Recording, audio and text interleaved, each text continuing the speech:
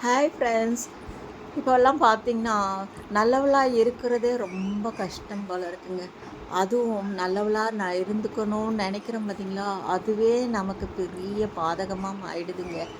ஐயோ! எல்லாருக்கும் நம்ம எப்படி இந்த மாரி நடந்துக்கலாமா, அந்த மாரி நடந்துக்கலாமா, யோசிச்சு யோசிச்சு ஒவ்வொருத்தர்கிட்டயும் பார்த்து பார்த்து பேசினா கூட கடைசியில பகை தாங்க வருது.